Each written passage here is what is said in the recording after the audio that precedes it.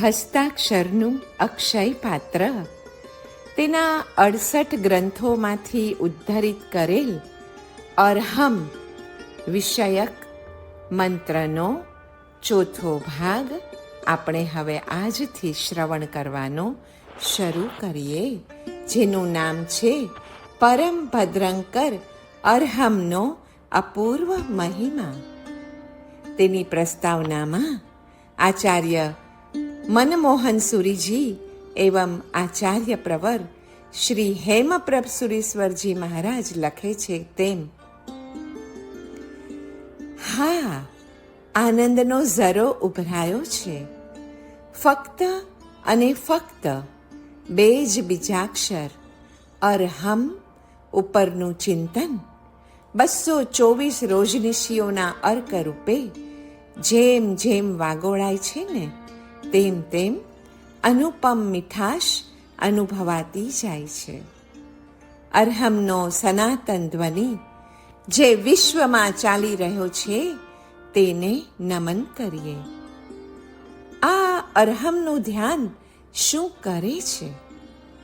અર્હમનું ધ્યાન 14 રાજલોકમાંથી અર્હમ રૂપે જ પ્રતિધ્વનિત થઈને પાછું ફરે છે અને સ્થળ કાળથી સીમિત સાધકના અહમનો ભ્રમ ભાંગે છે.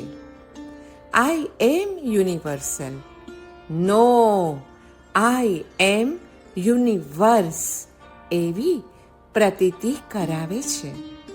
પછી સાધક વિશ્વ ચૈતન્ય એવા અર્હમમાં પોતાની જાતને વિલીન કરી સચ્ચિત આનંદમાં નિમગ્ન બને છે.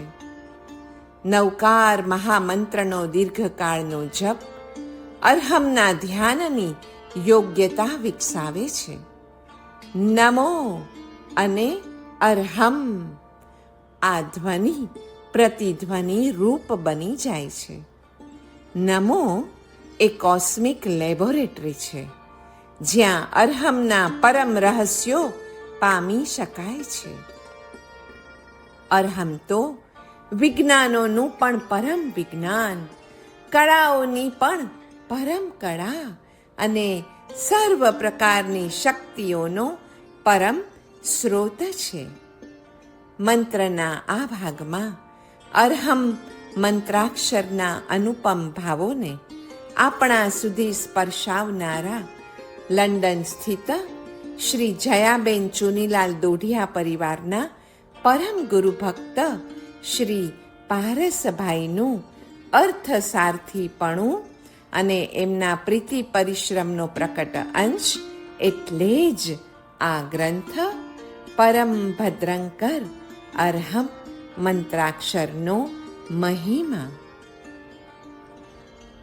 પૂજ્ય પન્યાસજી મહારાજ તેમની રોજનીશીના આ પ્રથમ પાને લખે છે કે આજે ધ્યાન કાળે આ સ્ફૂર્ણા થઈ રહી છે કે લોચના પ્રારંભથી જ મન અર્હમ બીજાક્ષરના ધ્યાનમાં એકાગ્ર બનવા લાગ્યું હતું.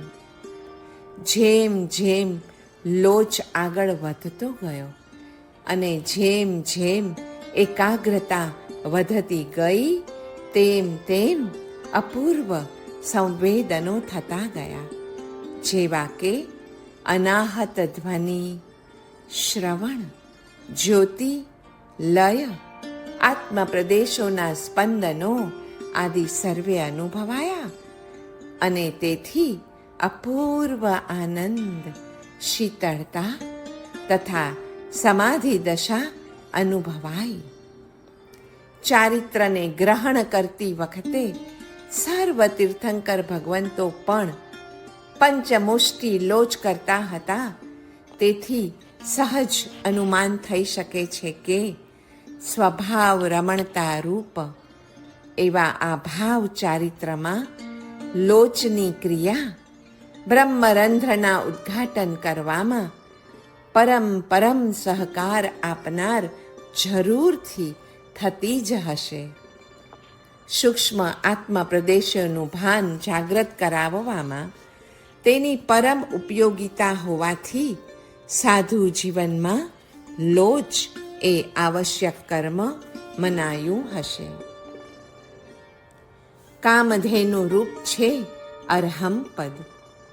અક્ષર શબ્દના તત્વ, ધ્યેય, બ્રહ્મ અને વર્ણ એ ચારે અર્થ અરહમ પદમાં ઘટે છે.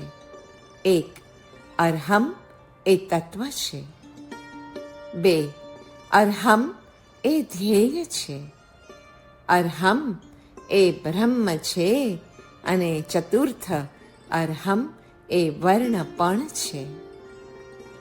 અરહમ પદમાં અ થી હ પર્યંતની માતૃકાનું ધ્યાન છે. અરહમ. તેથી ત્રિકાલ વિષયક બોધ થાય છે. અહમ નાશ કરવાને મંત્રની વચ્ચે અગ્નિ બીજ રૂપી ર મૂકવામાં આવ્યું છે. સરાગ ચારિત્રથી વિતરાગ ચારિત્ર થાય છે. કેવલ વર્ણ એ પોતાની ક્રિયા કરી શકતો ન હોવાથી, અર્થાત અરહમ એકલો હોય તો એનો જાપ ફળીભૂત થતો નથી. પરિકર પરિવાર એટલે કે ઓમ હ્રીમ નમઃ સહિતનો વર્ણ મંત્ર થાય છે. તે મંત્ર બાહ્ય અને અભ્યંતર બે ભેદવાળો છે.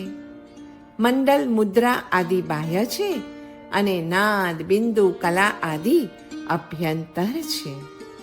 પરિકર સહિતના વર્ણે ઉદ્દીપક અર્થાત ક્રિયા ફલને ઉત્પન્ન કરે છે.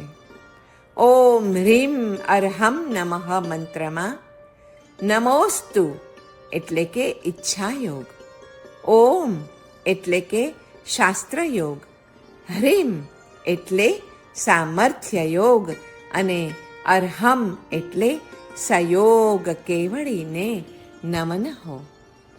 ઓમ અરહમ ઇતિ ગુણપર્યાયવદ દ્રવ્યમ. ઓમ અરહમ નમઃમાં ઓમ એ આર્તધ્યાન નિવારણ વિષય છે. અરહમ એ રૌદ્ર ધ્યાન નિવારણ કષાય છે. ઓમ અરહમ નમઃ મંત્રમાં ઓમ એ સેતુ છે, અરહમ એ બીજ છે અને નમઃ એ પલ્લવ છે. સેતુ એટલે મંત્રની મૂળ શક્તિનું અનુસંધાન કરાવી આપનાર અને પલ્લવ એટલે અમુક પરિણામ લાવવા માટેનો અંતિમ શબ્દરૂપ સંકેત. આ મંત્રની સિદ્ધિ નજીક છે એમ ત્યારે જાણવું કે જ્યારે મંત્રના અક્ષરો જ્યોતિર્મય દેખાવા માંડે અને આપણી મનોવૃત્તિનો તેમાં લય થાય. ઓમ અરહમ મંત્ર દિવ્ય કાંત મણિ છે. તે સ્ફટિકની જેમ પારદર્શક છે અને એમાં પરમાત્મા વસે છે. ઓમ એ ધર્મ રાજાનો મંત્ર છે. અહમ મમ એ મોહ રાજાનો મંત્ર છે. ઓમ એટલે નાહમ, હ્રીમ એટલે ન મમ અને અરહમ એ તો અહમનો નાશક મંત્ર છે. અરહમ એ આત્માનો મંત્ર છે, જ્યારે અહમ એ પૂતગલનો મંત્ર છે. Om is equal to satyam અને arham is equal to ritam. સત્યમ ચ ઋતમ ચ ઓમ અરહમ નમઃ. આ મંત્રની ઉપાસના કરવી. ઋત એટલે મહાકાલી, સત્ય એટલે મહાસરસ્વતી, મહાલક્ષ્મી એટલે સત્ય અને ઋતનો મધુછંદ. ઓમ રીમ અરહમ નમઃ મંત્રમાં ઓમ એટલે નિર્ગુણ નિરાકાર, હ્રીમ એટલે સગુણ સાકાર અને અરહમ એટલે તો બ્રહ્મ વિહાર. નમઃ અને બ્રહ્મ બંને એક જ છે. ઓમ અરહમ નમઃ એ મંત્રમાં ઓમ એ બીજ, અરહમ એ અંકુર અને શાખા તથા નમઃ પલ્લવ એ પુષ્પ છે અને એનું ફળ એ આત્મ સાક્ષાત્કાર છે. પરમાત્માના નામના આ મંત્રના જાપ દ્વારા સાધકનું મન નિર્મલ તથા એકાગ્ર બને છે. આ મંત્ર જાપથી નિર્વિકાર પણ થવાય છે. ઓમ હ્રીમ અર્હમ નમઃ મંત્રમાં ઓમ એ બીજ, હ્રીમ એ અંકુર, અર્હમ એ શાખા, નમઃ એ પલ્લવ તો છે, પણ ફળ એ ઉપાસ્યની ઉપલબ્ધિ છે અને અંકુર અને શાખા એ વિવિધ પ્રકારની સૃષ્ટિ છે. વળી ઓમ હ્રીમ અરમ નમઃ મંત્રમાં હ એ પરમાત્મા છે. અર્હમનો જે ઉપસર્ગ છે તે જાગૃત કુંડલીની છે. ઉર્ધ્વરેફ એ રત્નત્રય છે અને અધોરેફ તે કર્મદહન છે. સાથે કલા એટલે યોગ સિદ્ધિઓ તથા બિંદુ એ શુદ્ધ સ્વાત્મા છે. ઓમ એ નાદ ધ્વનિ અને અર્હમ એ જ્યોતિ દર્શન છે. અથવા ઓમ એ પરબ્રહ્મનો વાચક અને અર્હમ એ શબ્દ બ્રહ્મનો વાચક છે. આમ આ મંત્ર વડે શબ્દ બ્રહ્મ અને પરબ્રહ્મની પ્રાપ્તિ થાય છે. ઓમ અર્હમ નમઃ સચ્ચિદાનંદ ઘન નાદ જ્યોતિ. આ 16 વર્ણનો અનુપમ મંત્ર છે. અરિહંત નમસ્કાર એ સત્યનો પક્ષપાત છે. સત્ય સચ્ચિદાનંદ ઘન સ્વરૂપ છે. તેની અભિવ્યક્તિ નાદ અને જ્યોતિ વડે થતી હોય છે.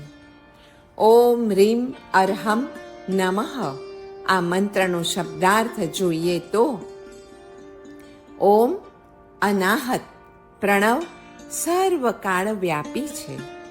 હ્રીમ આહત માયા સર્વદેશ વ્યાપી છે. અને અર્હમ એ ગુણ પર્યાયવત દ્રવ્યમ સામાન્ય તથા વિશેષ વાચી છે. અને અંતિમ શબ્દ નમઃ એ છે સમાપત્તિ અર્થાત એકતાની અનુભૂતિ. ઓમ અર્હમ નમઃ આપણા અલ્પ અહમને છોડીને વ્યાપક આત્માને સ્વીકાર કરવાના અર્થમાં આ મંત્ર છે. અર્હમ આત્માનમ હું આત્માને બહુમાનપૂર્વક સ્મરું છું. આત્મા એ ગુહ્યતમ છે અને સર્વનું રક્ષણ કરે છે. સર્વસ્વ તેનું છે એવા નમ્ર ભાવે તેનો સ્વીકાર.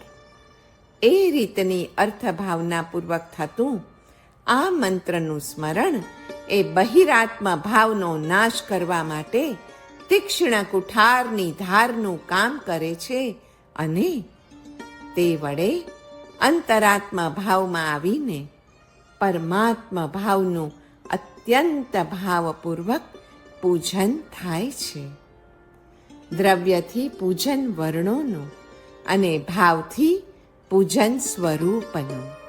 એમ દ્રવ્ય ભાવ પૂજનથી આત્મતત્વનું બહુમાન થાય છે. ઓમ તથા અર્હમ શબ્દો શું જણાવે છે? ઓમ શબ્દ ઉર્ધ્વતા સામાન્યથી આત્માનું ત્રિકાલ વ્યાપી સ્વરૂપ જણાવે છે અને અર્હમ શબ્દ ત્રિલોકવ્યાપી સ્વરૂપને જણાવે છે. અથવા ઓમ શબ્દ આત્મદ્રવ્યને અને અર્હમ શબ્દ આત્માના ગુણો અને એના વિશુદ્ધ પર્યાયોને જણાવે છે. અનાહત નાદનું શ્રવણ એ ક્રિયા છે અને જગત જ્યોતિનું દર્શન એ જ્ઞાન છે. જ્ઞાન ક્રિયાભ્યામ મોક્ષ. મંત્રના શબ્દોનું આલંબન લેવાથી આત્મામાં રહેલ શક્તિ, ગતિ, ક્રિયા સર્વે જાગ્રત થાય છે. મંત્ર જાપના નાદના પ્રભાવે જ્યોતિ, જ્ઞાન, પ્રકાશ કે જે પણ આત્મગુણ છે તે સર્વ પ્રકટે છે. નાદ શક્તિથી વીર્યાંતરાય કર્મો નાશ પામે છે અને જ્યોતિ પ્રકટવાથી તો જ્ઞાનાવરણીય આદિ કર્મોનો ક્ષય થાય છે. મંત્ર કહે છે, mantra says, be not afraid, I stand surely for you here and now. Mantra alone is the pathway to siddhi and redeemer of all of our liabilities. અર્હમ એટલે એક, યોગ્ય અથવા પૂજ્ય. બે, પરમ મંત્રાક્ષર બીજ અને નાદ, બિંદુ, કલા અને જ્યોતિથી યુક્ત એવું બીજ. ત્રણ, અથી હ પર્યંત વાંગ્મય રૂપ. અર્હમ એટલે ચાર, પંચ પરમેષ્ઠી વાચક અર્હદાદી રૂપ પરમ તત્વ. અર્હમ એમાં ત્રણ વ્યંજન છે. અ વત્તા ર ખોડો વત્તા હ ખોડો વત્તા અ વત્તા મ ખોડો. બે માત્રા, એક બિંદુ, બે વ્યંજન અને બે સ્વર થી બન્યો છે અર્હમ. ઓમ અર્હમ નમઃ એ પૂર્ણતાની શ્રદ્ધા અને તે દ્વારા અંતઃકરણના સમાધાન અને સમાધિ અવસ્થાનો પરમ મંત્ર છે. તેના જાપથી પળમાં જીવનભરનું ભાથું બંધાઈ જાય છે. તે ભાથું બોધિ અને સમાધિનું છે. વિશ્વ સ્વયં પૂર્ણ છે એવું જ્ઞાન તે બોધિ છે અને પૂર્ણતાના જ્ઞાનથી જન્મતી ચિત્તની પરમ શાંતિ તે સમાધિ છે. લોચ વખતે અર્હમનો જાપ અથવા તો નમો અરિહંતાણમ પદના જાપમાં રહેવાથી અશાતા વેદનીઓનું ઉદયજન્ય દુઃખ પછી અનુભવાતું નથી. ઓમ અને અર્હમ બીજ મંત્રો અને નમસ્કાર રૂપી મહામંત્ર એ આર્ત ધ્યાન તથા રૌદ્ર ધ્યાનના નાશક મંત્રો છે અને ધર્મ ધ્યાન તથા શુક્લ ધ્યાનના ઉત્પાદક મંત્રો છે. ઓમ અર્હમ નમઃ અથવા ઓમ અર્હમ નમઃ આ મંત્ર દ્વારા હિંસાનું બંધી રૌદ્ર ધ્યાનનો ત્યાગ થાય છે, કેમ કે તેમાં ઓમ મંત્ર દ્વારા પોતાના આત્મ સમાન સર્વ જીવોનું ચિંતવન થાય છે. અર્હમ બીજના પ્રભાવે અહમ ભાવનો નાશ થાય છે અને અર્હમ ભાવનો ઉદય થાય છે. ઓમ અર્હમ નમઃ અથવા ઓમ અર્હમ નમઃ એમ બંને બોલવામાં તો એક સરખા મંત્રો છે, પરંતુ લખવામાં આ બે અલગ અલગ રીતે જણાવી શકાય છે. અહમ અને અર્હમમાં શું ફેર છે? અહમ એ સ્વાર્થ ભાવરૂપ છે, તો અર્હમ સર્વાર્થ ભાવરૂપ છે. અહમ એકાત્મ ભાવ છે, તો અર્હમ એ સર્વાત્મ ભાવરૂપ છે. અર્હમકાર પ્રથમ પરમેષ્ઠીના વાચક રૂપ હોવાથી આત્માની પૂર્ણ પરમાત્મા રૂપતાનો તે બોધક બીજ છે. તેથી શુક્લ ધ્યાનનું બીજ બને છે અને આર્ત ધ્યાનનો સંપૂર્ણ રીતે નાશ કરે છે.